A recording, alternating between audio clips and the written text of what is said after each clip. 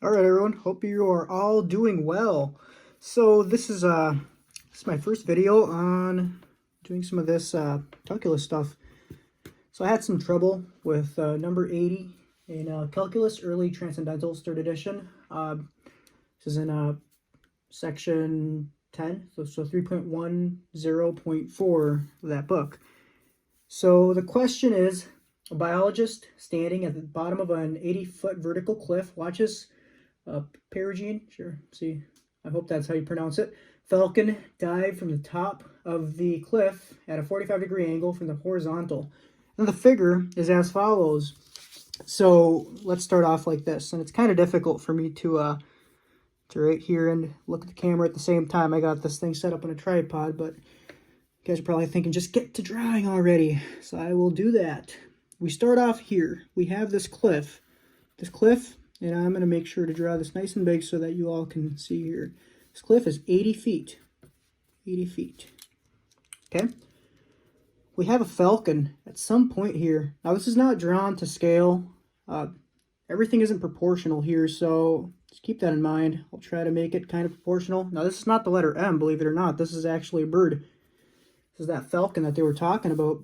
So if we go ahead and draw a line to here, we have a 45-degree angle. So let's go ahead, draw a dashed line like that. And this here is a 45-degree angle. Okay, perfect. I'm gonna move my light here so that it shines right on top. So we have our falcon here, we have this 45-degree angle, and if we go and draw another line here, that's gonna be another line that's gonna come up here soon. If we draw another line this way, this is the ground. Go straight down from here. This is some distance h, some height h. And if we go from here to here, this angle here is some angle theta. Of course, this here is a right triangle. So how do we, and actually a very important point that they do include here in the question is that this distance here is some distance 80 minus h. So that's this distance. So let's think about this logically, right? And I'll go ahead and extend this here because that's the path that this falcon is taking. So what's going on here? This is kind of confusing to understand at first, right? So I'll state that question again. A biologist standing at the bottom of an 80-foot vertical cliff. Here's a cliff. Bottom of the cliff is here. Watch this falcon dive from the top of the cliff. I know it sounds like I said dive. That's what I'm trying to say here. At a 45-degree angle from the horizontal. Here's our horizontal going down at a 45-degree angle. So let's think about this logically. We have a square, right? We have our square here. And this square, if we were to draw a line from here to here, we were to go like this, that's 90 degrees. But of course, we split this into two, right? This here, these are two triangles with 45-degree sides. 45, 45, 45. So, okay, well that tells us that this side here is also 45. This side here is also 45. This side here is also 45. But what's more important is that tells us that this here is a square. This seems kind of obvious, but if we look here, this distance here is 80 minus h. So this distance here, 80 minus h. Once again, 80 minus h, 80 minus h, and 80 minus h. So very important because we're going to use this here soon. So if we think about this, this is a rectangle right here. I know I'm stating the obvious, but for me it wasn't so obvious right away when I was working on this problem. So hopefully this will help. So right here, 80 minus h, 80 minus h, of course, and 80 minus h. But since this is a rectangle, this distance here is also the same down here. So 80 minus h. So let's think about this. We have some angle theta, we have some distance h, and we have some other distance, 80 minus h. So if we think about the relationship between these three, this here is our hypotenuse. Now I know that this is kind of confusing. We're using h here. And usually h denotes the hypotenuse, but disregard that. What we're going to do here is we're going to think, right? SOHCAHTOA, S O over h, right? Sine, opposite over hypotenuse. C is adjacent over hypotenuse.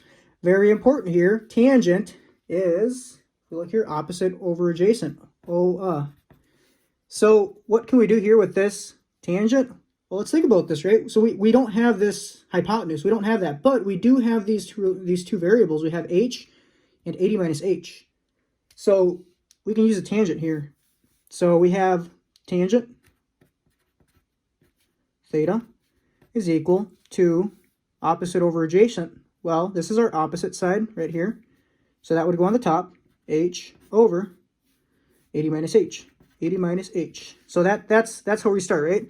So this is how we can model. This is how we can model. This is what they're asking for. They're asking for this model. So it's what we're gonna go into as well. And I'm not gonna give the entire answer for all this. I mean, you're watching this because presumably you're in this calculus course and you're trying to learn how to differentiate and how to apply some of these concepts to real world scenarios, right? I know that this isn't a physics class more than likely, but it's kind of important to understand this, but it's also important to understand the intuition. So how do we get rid of this tangent and just keep this here angle? We're just going to do the arctangent, right? So arctan, R-C-T-A-N, right? And we do arctan of that side, so x. I know that we don't have an x here, but that's what we're doing to each side. Arctan, arctan. All right, so now we're going to be left with theta is equal to arctan h over 80 minus h. So this is what theta is. This is the value of theta. We use these here variables. Now, of course, let me pull up my little cheat sheet here. I don't remember it off the top of my head quite yet. But the derivative of this here, arctan, right? So if we take the derivative of this, well, that's, so d over dx of arctan. I feel so sorry for my professor. Probably can't even read my handwriting, unfortunately. I have terrible handwriting. I'll be the first to admit that. Arctan x. So d dx arctan x is equal to 1 over 1 plus x squared, right? So what are we going to do now?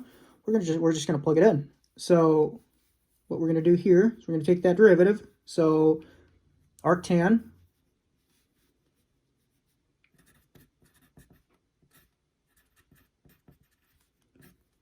h over 80 minus h. And what we're going to do here, of course, we're going to have to use the chain rule, right? Because we have some function, and then we have some other function inside of that function. So we're going to have to use the chain rule here. And once again, not going to show you step by step how to do this, but you're going to go ahead and take that, right? Plug this in, plug this into this derivative, multiply it by the derivative of that inside function, and you're going to go from there. I hope that this video helps. I really do. It certainly was a little tough for me to understand this right away, but hopefully it helps you understand this pretty well. If you have any questions or any comments or concerns, just let me know in the comments. Thanks for watching, though.